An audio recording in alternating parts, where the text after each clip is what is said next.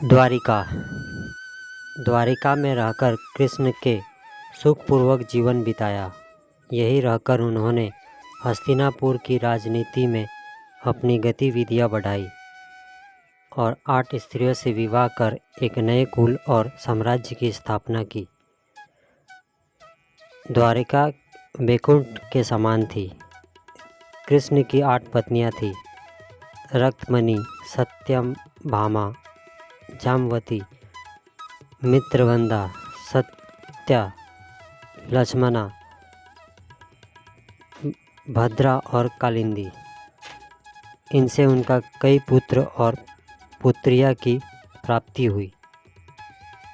इसके बाद कृष्ण के भौमासुर नरकासुर द्वारा बंधन बनाई गई लगभग 16,000 स्त्रियों को मृत्यु कराकर उन्हें द्वारिका में शरण दी। नरकासुर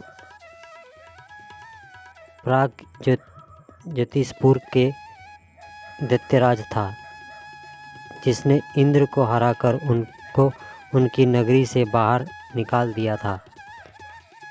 नरकासुर के अत्याचार से देवतागण त्राही त्राही कर रहे थे।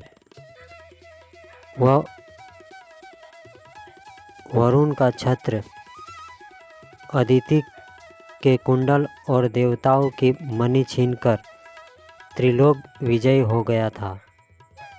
वह पृथ्वी की हजारों सुंदर कन्याओं का अपहरण कर उनको बंदी बनाकर उनका शोषण करता था। मृत्यु कराई गई से सभी स्त्रियां कृष्ण की पत्नियां या रखेल नहीं थी, बल्कि उनकी सखियां और शिष्या थी, जो उनके राज्य में सुखपूर्वक स्वतंत्रतापूर्वक अपना अपना जीवन यापन अपने तरीके से कर रही थी। पांडवों से कृष्ण की मुलाकात। एक दिन पंचाल के राजा द्रुपद द्वारा द्रौपदी स्वयंवर का आयोजन किया गया।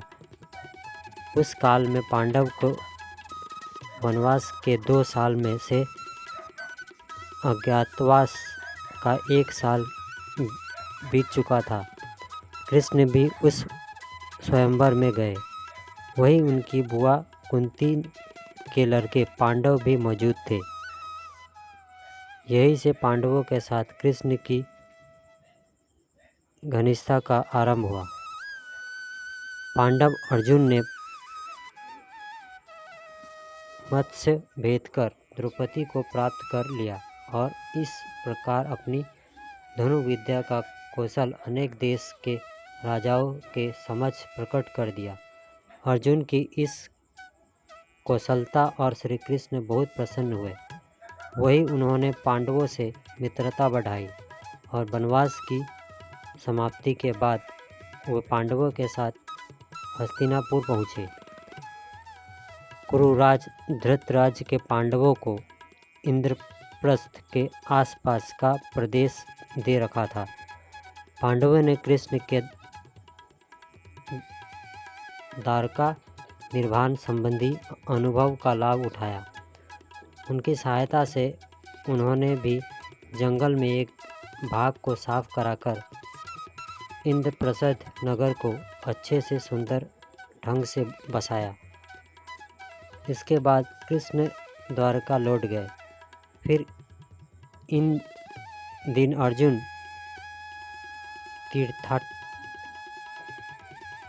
तीर्थाटन के दौरान द्वारिका पहुंच गए। वहां कृष्ण की बहन सुभद्रा